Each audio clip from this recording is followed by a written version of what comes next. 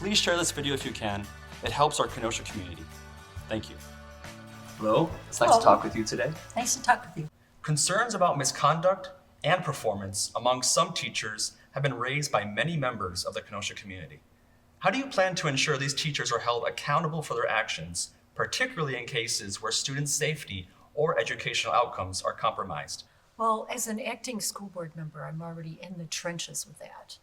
And so anytime we hear something that is going on with a teacher that's not appropriate, there's an investigation done, and that's through our HR department. Once they complete the investigation, that information comes back to us in a closed session so that we can decide as a group, the board members and our HR and our superintendent, what the next steps are and what should this person, should they be let go? What is the process that we go through? We do it because we want to make sure we're doing our due diligence, keeping our children safe. There's so many things that can go awry if you don't address those issues. The process sometimes is frustrating to people, quite frankly, especially new school board members, because sometimes you just have to put them on paid leave because of the way the state tells us what we have to do. And what if they aren't guilty of it and it's just something that's malicious toward them? I have to say, I believe the HR department has done an excellent job with these issues, and I am very aware of them. I don't come out and speak directly about them in the public, but I make sure I support our superintendent and our HR, and when we go through, if we have to have a hearing, we go through all those steps. And it's not an easy thing to listen to, but we have to ensure our children are safe and sound, and we take the necessary steps. We also take the necessary steps if it's something that's not true. Teachers play a critical role in student success. Given the challenges of the recent budget cuts and the referendum failure, how will you support teachers with the resources, prep time, and professional development they need to excel in the classroom? What strategies will you use to retain talented teachers in the district? It's a great question. And we are in very difficult times, but I've always been a great supporter of our teachers, and I will not change. That's not going to change. The issues that we have to find funding sources. We have to find more funding sources. I think about my time on the board, and when I started back, and I think I campaigned in 2007, and I got on the board in 2008. I've been there quite a while. One of the things that I ran on back then was that special education and the costs. It's very expensive, and I'm not saying that we shouldn't do the services that our students need. It's very important that we do that for our special education students. However, it was only 27% funded. Now we look at, right now, there's some money at the state where it's been put aside by Tony Evers, and it's up to 60% for special education. But we have that block at the state level. This is where we all have to start realizing our children are at stake here. And some of our most vulnerable children when it comes to special education. But if we just had that 60% for our special education right now, we would have $14 million more than what we have. So those are the kinds of things we have to figure out. How do we get people to work together? And sometimes it's changing the trajectory and saying, okay, you have to, if you don't do this, we have to find somebody else that's going to represent everybody, especially our children at the state level for education. So it's extremely important to me. And we need to support our teachers now more than ever, because they did work really hard on that referendum. And we really did want that to go through. And it's just the days and times we're living in. People are spread pretty thin financially too. That's why it's important to get that money that's already been paid in taxes from the state.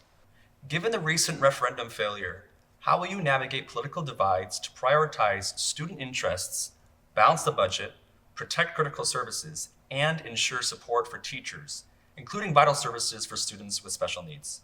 So I think, first of all, you have to make it a priority. And when you run for school board, you have to make it as a priority. And those priorities for me are, they're part of who I am. So it's not difficult from that standpoint. But I think what we need to realize, and this, including myself, is we have to reach across the aisle. We have to get better at that again. We get too set on some ways that are not productive. But I've got to say, with the last board, we made some progress. We got to know each other more. So I think that is really part of it, because when you know someone, chances are you're going to want to work better with them, right? If you're afraid of them, or if you have misunderstandings about who they are, it's not going to work too well, especially for our children, and especially, again, going back to the kids that need the most support, and those are our special education students. So I'm going to keep working that way and keep extending my hand and saying, let's work together. The district has faced significant budget challenges despite recent renovations. Why did this deficit occur, and what plans do you have to offset it now that the referendum has failed? Well, when I look at what's happening now, we have to use a whole different way of approaching the issue. Again, I go back to I will continue to try to reach out to the state and say, we need this, we have to have this. That's not going to go away. And I think more of us need to get behind it and support it and understand that's why our teachers are in this situation, because it goes all the way back to Act 10. And I've lived through that too. So it's just gotten worse and worse, because every year it's like complex, more and more of the same. That doesn't help. What we have to do, though, we're going to break down our budget line by line. We're going to look at every area, then the feedback, and then we move from there. But we need to keep those class sizes at a decent level, 25. We need to work together to figure this out. We will figure it out if we set our goals at figuring it out and not putting people down. That's not going to help any. The main thing we have to do is look at that budget line by line. There's money to be had. There's shifting of, some people are retiring, positions we will not refill. There's other areas that we're looking at to make sure that we really have turned every stone, so to speak. Parents have expressed a desire for greater transparency in what their children are being taught. How will you ensure that parents are fully informed about the curriculum, especially regarding topics that are sensitive or controversial? How do you plan to engage parents in decision-making regarding educational content? Again, great questions. So when you're looking at parental involvement, first of all, I think, there should be opportunities. There was always an opportunity for me to volunteer at the school. I had to prove myself, though. I couldn't just walk in and start running the show, right? It doesn't work that way. So back when my kids were in elementary school, I got very involved in the school, the PTO, the PTAs. I had one at every level at one point. And so I was extremely involved. It was a full-time job, but it was my full-time job that I chose for myself at that time. I think that now more than ever, if you want to volunteer in your child's school, they're going to invite you in. But you have to remember that you have to be a good representative for all children in the situations that they come from and their backgrounds. So I think we're going to have to get more volunteers involved. We have to have that opportunity to let our community see too. This is what we are dealing with. This is, and I mean, my eyes are open. I used to be a homeschool parent liaison, did home visits. I learned so much about the city that I didn't even know. And part of it was very tragic, that we had children that didn't have beds to sleep in. I mean, to me, that was just unfathomable. So I found beds. That's what I did. But we really have to look at it, and we have to prioritize the fact that everything our teachers do, they do for our students. They're working hard. How can we support them? Don't go into the school and complain. Say, hey, I heard about this situation. Is there some way I can help? You'd be amazed at how much your arms would be open for that, rather than complaining. Another piece is you got to look up, as a parent, the curriculum. There's all kinds of information. I've never had a problem with it. But If there's something really controversial, it's been my experience over the years is that there's a slip of paper that they would send home with students saying, if you don't want your child to take this, to be involved in this, that's fine. Here, just sign off, and your child won't have to be involved. And that was more health kind of classes. So there are opportunities to get a hold of the curriculum, and we can prioritize that by asking our curriculum director, okay, if you've got something new, and we do this, we've done it in the past, you put it out X amount of days, you advertise it, there's a booklet, they come into the ESC, you can review all those materials. So I think it's highly important for parents that want to do that that's available. So we will continue to do that too. Ensuring the safety and well-being of students is a top priority. How will you address any concerns related to student safety, including the protection of all students from bullying, discrimination, or other forms of harm, both physically and emotionally? Well, and there's a lot of that going on these days, and it's amongst sometimes kids on kids, and it's very difficult to understand. When I look back when my kids were in school, or even when I was in school, looking at how do you teach children how to stand up for themselves, but yet stay within the boundaries of using good disciplinary approach to it, right? It's really hard when many of our children, like I said, I used to do home visits, have had a lot of trauma in their life.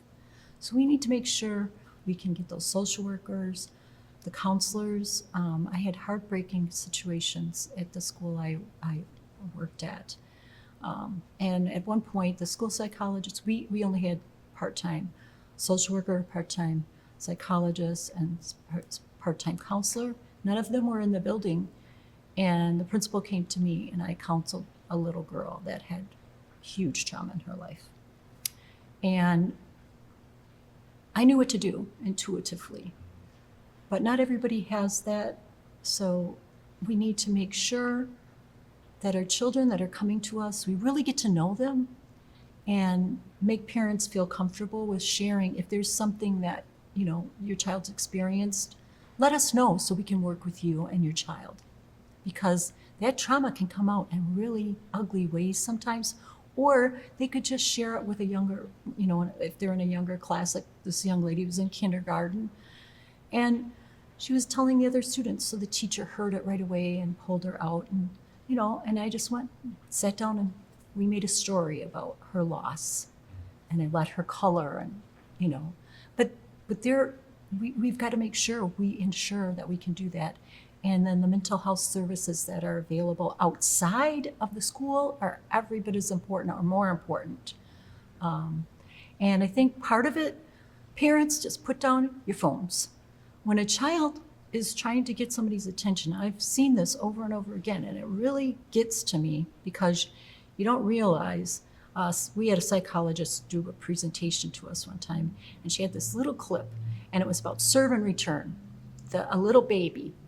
So the little baby looks at his father, smiles, and they show somebody with a phone and how the baby reacts, and then they show somebody without the phone if the baby served, the father returned a smile, the baby was, it's just amazing the difference in the approach. And if you take that and you go year after year after year, the child's going to think that handheld device is more important than they are. So parents have to realize when your child serves, return, and it is that simple. And I know you spoke about your grandmother to me, and I had my adopted grandfather, and I think about all he did and how he was so joyful and kind and good. And to have that in your life is really special. And we need to remind our parents and the students that are older, put down that phone, respond, be real, be here. This is life. What criteria will you use to ensure that teachers are hired based on qualifications and experience rather than political or ideological preferences? How will you ensure that all teachers are equipped to provide an inclusive, high-quality education to all students? If you don't feel like you're valued or you're not seen, That's not good for anyone, and especially our young students coming into schools and any age. But again, you need to have books that represent the history of a culture, and you need to make sure that the kids know they're there. You need to make sure that the room is appropriate to all students. I remember back when I was at Bose Elementary, there was one girl that didn't stand up and say the Pledge of Allegiance, but it was because of her religion. So we have to respect that we have a very broad group and very different people that all come together at a school. And I think, culturally, we should be bringing out the best of every culture because, again, I go back to when I was a kid, there was we had a culture day and different food was made and brought in by the parents, and it was just an opportunity to get to know each other and that, hey, your mom's from Italy? Wow, that's really cool. Tell me something about that. Be curious, not judgmental. I think that's Walt Whitman, and that's what it takes to be curious, not judgmental. How do we get these different cultures together? Because when we get people together from all different cultures, our lives are enriched. And I remember growing up during all the riots of the 60s and everything, and I remember Martin Luther King and how much I respected what he was doing to break down some of the barriers. We have to reach across the aisle there. We can't afford to treat people like they're not important. And that's what happens if we don't have the right balance with that. And it's so important to realize every culture is important. It makes us the nation we've become.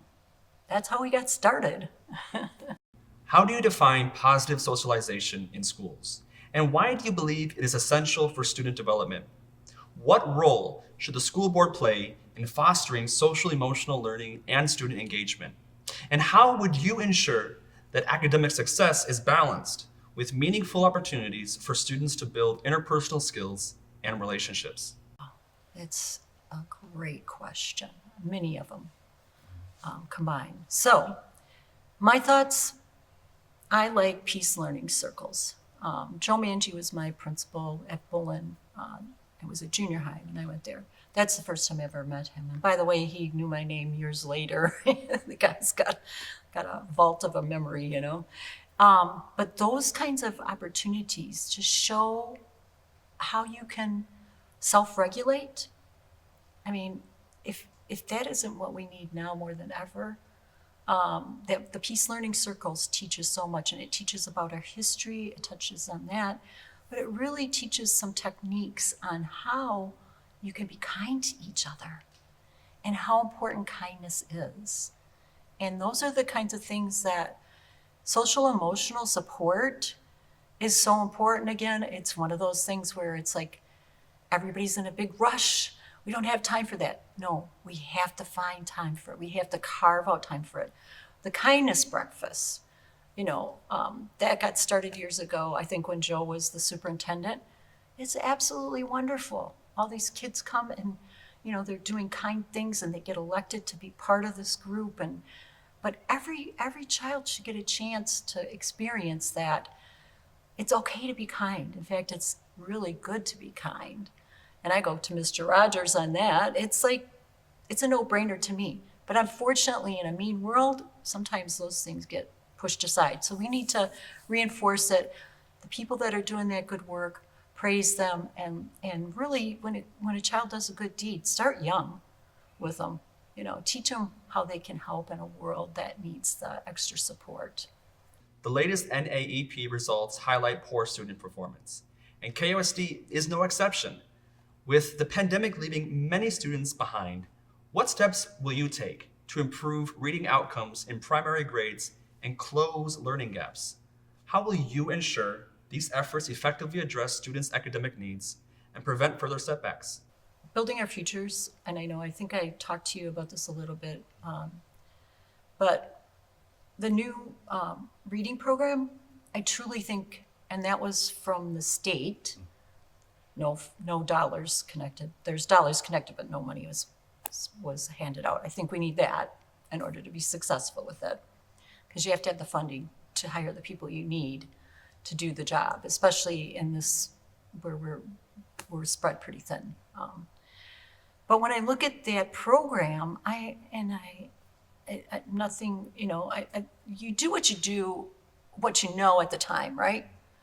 But now we know better, and we've got other options, and we know so much about how the brain works. I mean, there's been so many studies on it that were very comprehensive. I started reading that when my kids were little because I wanted to make sure, how do I open up more pathways in the brain, music and dance and whatever. But there's so much available to us now. So with the new reading program, I think we have to get on board full throttle, and we need to make sure that if someone's struggling with teaching that they get the support they need. And and if they're not, that's great. Some people can click like that, but we need to make sure everybody that's doing that reading program understands it well and really supports it. I think we're going to find much better results with that. My own child, when she was very young, wanted Hooked on Phonics, and I was like, here you go. And, it was something that we looked at it, explained it, and then, okay, you do this section, then you come back to me, we would do the quiz. I mean, it was, it was intuitive almost. So I thought it's got to help the way your brain works. Not everybody's the same, but I think we'll see a much higher success level. I think it's important to make sure that with a new reading program, there's opportunities for parents, grandparents to review that curriculum and to ask questions so they understand it too. Because so much of what you learn about reading, especially, I think, is at home. And not everybody gets that luxury because there are parents that have to work numerous jobs and they may not have a grandparent. So we're going to work together in the school to make sure those kids get the additional support they need. And that's what's going to change the trajectory, because then everybody will feel much more supported. And parents and grandparents, as a grandparent, I want to know whatever I can about a program, because curiosity, again, helps you do a better job and it gets kids excited. And that's what we need to do, is make sure that we're connecting with them on that level. Research shows that recess plays a critical role in supporting both mental health and academic performance. Will you commit to implementing a district-wide policy that guarantees recess for all students, including high school students, as part of the instructional day? How do you envision recess contributing to improved student behavior, reduce skipping of classes, and enhanced overall well-being? Well, I'm a strong supporter of recess. Getting outside, I tell all the kids whenever I go to the schools, make sure you put down whatever electronic gadget you're on and go outside, because recess, I think, now is even more important because a lot of the handheld devices, and kids love video games, and we know it's addictive. It is. It's something, again, go back to brain wiring. We can't ignore that. That's not healthy for a child to do that all the time. When my kids were little and we didn't have near as much, there was screen time. Parents have to do their job there. You had 3 different things in our household where you could have screen time. You decided how much time you wanted to spend on each device, but you don't go past that amount. And then you get outside, or you go outside first when there's daylight. And it's the same thing at school. They need those brain breaks, is what I would say. And outside, also, they need to learn how to relate at recess time. So you have to have that opportunity for kids to get to know each other in a positive way. And I think we've lost some of that art. Again, I worked at an elementary school, so I saw some of the things where kids would come in because they just made a poor choice, and they pushed somebody. So you got to have people out there on the playground to make sure that they're well supervised. If you can organize some types of stations where they have their space to play, again, teaching kindness goes a long way when it comes back to going outside to play for recess. Try to see how many good deeds you can do while you're out there, you know? I mean, we can do that. We can teach our children that it's good to play outside and it's good to treat each other kindly. And I think that some of that gets lost because we do have so much with electronics these days. I recently read at a school, and I didn't know what to read to 8th graders. And I found these little poems that I wrote. And I brought them in and read them, and they all wrote me such a kind note. And I told them, no, read out loud. It was for Read Out Loud, the World Read Out Loud Day. Read out loud, but also go outside and take a book with you. And if you're just sitting under a tree, you know, and you're reading, but do those things. Put down the electronics. And they all wrote back and said, one guy even said, well, you know, I might go outside now and take a break from electronics. I'm like, yes, but that's what we really need it. And we have to make sure we have the funding to do it. And we need to hold our elected officials, all of them, accountable to make sure that we have that. For the audience, why should I vote for you? What makes you stand out from the other candidates? And how will your leadership directly benefit our Kenosha community? Well, I have years of experience on the school board. I know how to reach across the aisle and work with one another because we have to do that. I think that working in schools and the time that I spent and my job that I do now, I'm in the schools because I have volunteers. So those volunteers are from all different backgrounds, and they're in the schools helping to support children in our school district, and it's at the elementary level. So I spend time in the schools, and I have some at the middle and high school for mentoring, where they've worked with kids from kindergarten all the way up through graduation. So I've been fortunate for that. But I think it's just the fact that I have all this experience over the years that I can help others in a situation because of that experience, or I can relate to it, and that everyone needs to work together.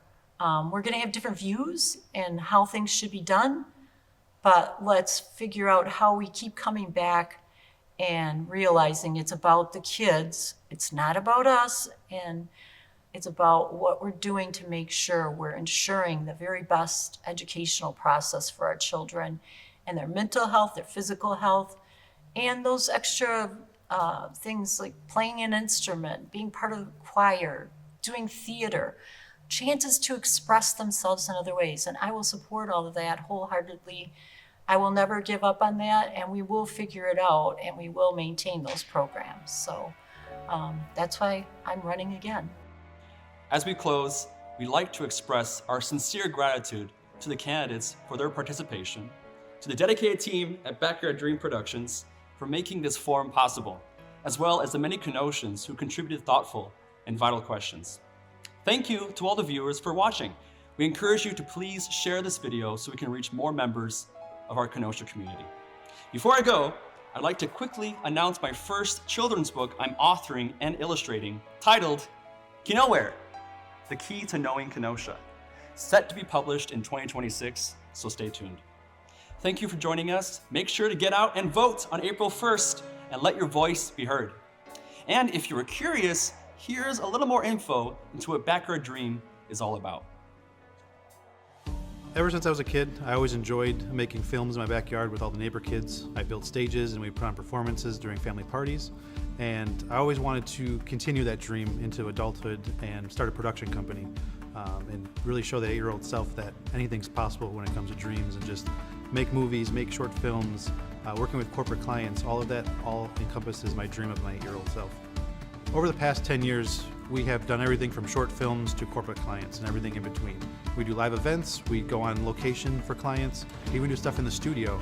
In the last 4 years, we really expanded the business into doing virtual production with a 10x30 LED wall, which is the same technology they're using in Hollywood. Normally, in a studio, you have a large green screen, and that green is replaced in post.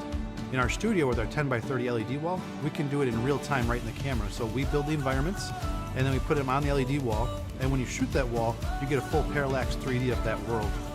This dream may have started in my backyard just by myself, but over the years the team has grown. We have Ken Stouffer as our producer, Mike Detterman as our director of photography, and Jeff Rodriguez as our creative director and virtual production supervisor. It takes more than just one person to make this all happen.